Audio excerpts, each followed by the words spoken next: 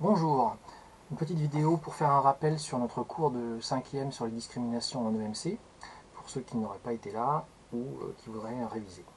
Avec la synthèse des exposés de vos camarades en deux parties. D'abord une partie sur l'histoire des discriminations, et ensuite on fera une deuxième vidéo sur la lutte contre les discriminations.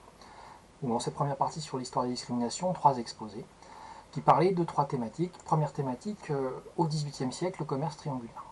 Alors, vos camarades nous ont bien expliqué que le commerce est donc commerce triangulaire, c'est-à-dire des bateaux qui partaient d'Europe, qui allaient en Afrique acheter des esclaves contre des armes, qui se revendaient ensuite en Amérique, Amérique du Nord ou Amérique du Sud, ou Caraïbes, qu'ils revendaient contre des produits exotiques comme du sucre, qu'ils ramenaient ensuite en Europe pour le vendre très cher. Donc un commerce très très rentable, qui est bien résumé par ce petit schéma que là aussi vos camarades avaient présenté en exposé. Alors, ce commerce triangulaire, c'était pour l'Afrique un drame, puisque ça a entraîné des guerres entre rois africains qui vendaient les esclaves aux Européens, dans toute cette région du golfe de Guinée essentiellement, même s'il y a aussi eu un commerce avec les Arabes sur l'Afrique de l'Est. Donc en fait, toute l'Afrique était touchée, donc avec une perte de population importante. Alors nous, en Europe, on a beaucoup de documents qui nous parlent de ces navires négriers, et c'est sans doute la partie la plus terrible. C'est la façon dont ont été traités les esclaves noirs quand ils étaient achetés, qui étaient entassés comme de la marchandise dans les bateaux, dans les cales, maltraités, et puis ensuite vendus en Amérique, où ils allaient travailler dans des plantations, comme le montre cette gravure du 19e siècle. Ils travaillaient, mais ils étaient aussi souvent victimes de mauvais traitements, fouettés quand ils essayaient de s'enfuir. Et on a même une loi qui a été faite par Louis XIV qui parlait donc de ces esclaves comme des objets qu'on pouvait vendre, qu'on pouvait transmettre dans un héritage de père en fils. Donc vraiment une situation dramatique où on voit bien que les Européens considéraient que les Africains, différents d'eux, étaient pour eux, n'étaient pas des êtres humains. Et ce qui nous intéresse, c'est qu'un personnage dont vos camarades nous ont beaucoup parlé, qui s'appelle Oloda Equiano, qui fut esclave et qui a été affranchi, donc libéré, et il va raconter sa vie dans un livre qui paraît à la fin du XVIIIe siècle. Et ce livre, il est vraiment très important parce qu'en Angleterre, il va être un choc, puisque tout le monde va se dire mais c'est vraiment horrible la façon dont les esclaves sont traités. Et même si Oda Equiano va mourir peu de temps après avoir écrit son livre, quelques années après, les Anglais vont décider de supprimer la vente des esclaves. Et ça aboutira même à la fin de l'esclavage au cours du XIXe siècle. Alors j'avais mis un petit résumé que vous trouverez dans la petite fiche que j'ai joint en cours. Donc avec les mots-clés à souligner, donc dans le premier paragraphe, au XVIIIe siècle, on se souviendra du commerce triangulaire. Dans le deuxième paragraphe, que ce commerce il a concerné 12 millions d'Africains qui ont été déportés dans des navires négriers, qu'ils ont ensuite travaillé dans des plantations. C'est comme ça qu'on appelait ces grands espaces agricoles où on cultivait les plantes tropicales, le sucre, le café, vendus très cher en Europe.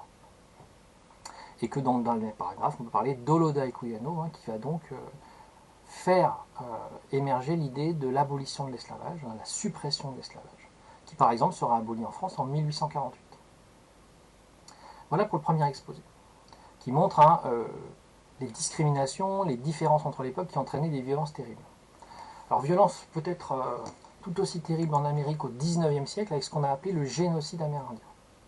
Alors en Amérique du Nord, dans les actuels États-Unis, il y avait, avant l'arrivée des Européens, des peuples qu'on appelle les Amérindiens, qui étaient répartis, comme vous le voyez sur la carte ici, en fonction des couleurs. Alors nous, le peuple qui va nous intéresser, c'est celui qui est en bleu, ce sont les Sioux.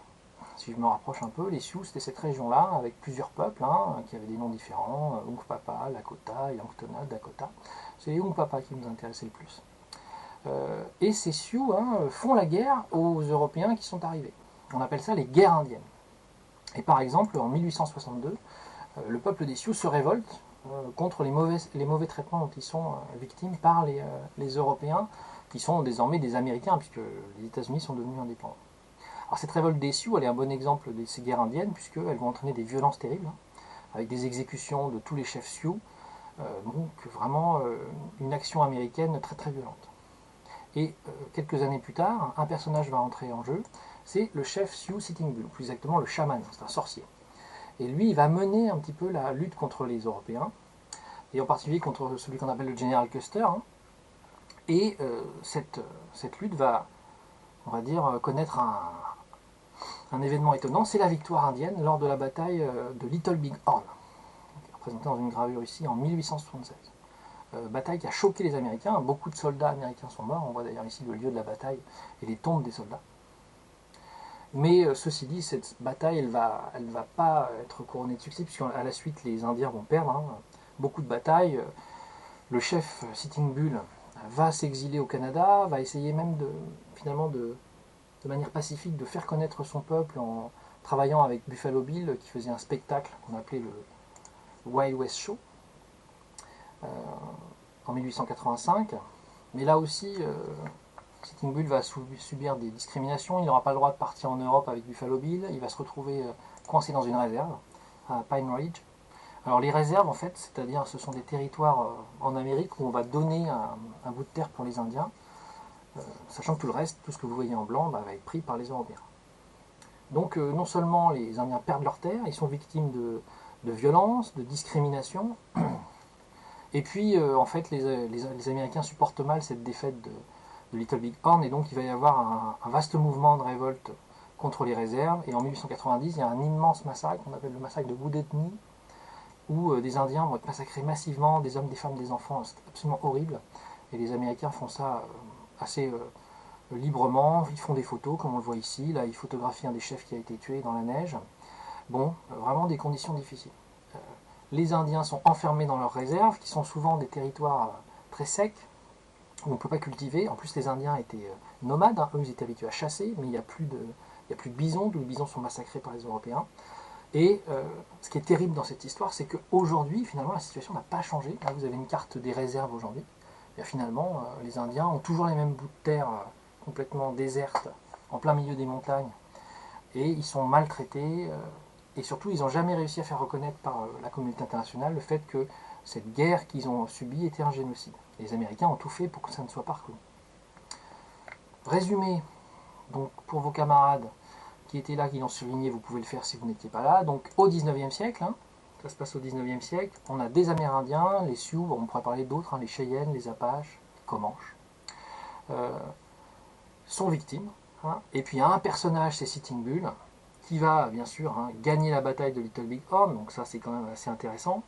Mais hélas, ça va finir par l'enfermement dans des réserves, où ils vivent encore aujourd'hui dans des conditions misérables, et que malgré ce que disent les Américains, on peut quand même penser avec aplomb que c'est un génocide, même si pour les Américains ça n'en est pas un, parce que c'est sur une longue période et qu'il n'y a pas une volonté déterminée et soudaine.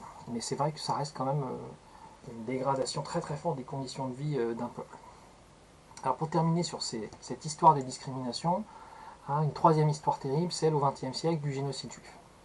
Alors, la culture générale que vous avez souvent fait que vous connaissez Adolf Hitler, dictateur arrivé en Allemagne en 1933, et qui, lui, va s'en prendre aux juifs. Alors après les Africains victimes de l'esclavage, après les Amérindiens victimes du génocide, nous avons donc la communauté juive, qui sont donc une religion, présente en Allemagne, où Hitler décide qu'ils doivent être persécutés. Par exemple, leurs magasins, il y a beaucoup de juifs qui avaient des magasins, sont interdits aux Allemands. Il y a écrit sur cette affiche « N'achetez pas aux juifs ». On va même mettre des graffitis à cette étoile, une étoile à 6 branches qui symbolise la religion juive. Plus tard, on les obligera, les juifs, à porter une étoile jaune sur leur manteau. Dans tous les pays occupés par l'Allemagne, y compris la France pendant la guerre, étoile jaune tristement célèbre. Et puis arrive la guerre, 1939, et là, Adolf Hitler va mettre en place une politique beaucoup plus violente. Donc il va d'abord enfermer les juifs dans des ghettos, dans les villes où ils se trouvent, derrière des murs, en les affamant souvent, à partir de 1940.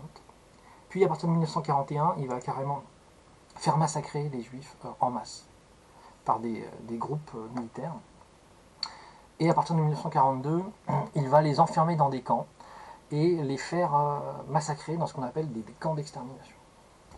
Et là, on a des situations complètement épouvantables, où les juifs de toute l'Europe sont arrêtés, comme en France, en 1941, envoyés dans des trains, mais y compris des enfants, qu'on va prendre dans les écoles, et amenés dans des camps comme celui-là, le très célèbre, tristement célèbre camp d'Auschwitz, où les gens arrivaient, et lors de la descente du train, ils étaient triés, certains allaient travailler dans les camps qu'on appelle les camps de concentration, et les autres, ceux qui allaient être tués dans des chambres à gaz. Alors ceux qui allaient travailler, on leur mettait cet uniforme, hein, assez célèbre, tristement célèbre encore. Et ceux qui étaient exterminés, on les emmenait dans une pièce qu'on leur disait être une douche, et en fait ils étaient gazés. Puis ensuite leur corps était brûlé. Alors vos camarades ont travaillé sur un personnage, hein, Anne Frank, une jeune juive allemande mais réfugiée en Hollande, qui est connue parce qu'elle a écrit un journal pendant qu'elle était cachée dans un appartement, dont vous voyez en bas une photo, c'était un appartement caché derrière un placard, mais finalement arrêtée, dénoncée, arrêtée et envoyée dans les camps où elle va mourir. Mais son livre, son roman, a été un témoignage qui est devenu très célèbre, hein, qui est très très souvent lu, et donc qui nous parle bien, hein, qui est un bon témoignage de ce qui s'est passé. C'est important, même quand quelque chose d'horrible arrive, qu'il y ait un témoignage. Alors si je reprends le résumé que vos camarades ont fait en classe, donc dernière discrimination, dernier génocide au XXe siècle, où c'est Hitler cette fois-ci, hein, qui va petit à petit persécuter les juifs parce qu'ils sont différents. D'abord en faisant des lois, vous savez, hein, comme l'interdiction de se marier avec d'autres gens, plus tard les toiles jaunes, on les appelle les lois de Nuremberg en 1935, puis plus tard passer à une violence organisée qu'on va appeler un génocide. Le génocide, c'est le fait de vouloir tuer tout un peuple. Ça se passe pendant la Seconde Guerre mondiale en 1939-1945. Et on compte dans ces camps 6 millions de morts, hein, dont au moins 5 millions de juifs. Même si les chiffres restent toujours un peu hasardeux, on a du mal à compter exactement. C'est entre 5 et 6 millions. Et puis le dernier personnage que vos camarades ont étudié, celui d'Anne Frank, hein, qui est donc ce témoignage. Important pour montrer et ne pas oublier les horreurs qui ont été commises. Voilà donc pour cette première partie sur l'histoire des discriminations. Hein, et donc vous avez avec cette vidéo une petite fiche qui résume le cours dans votre pronote. Allez, bon courage.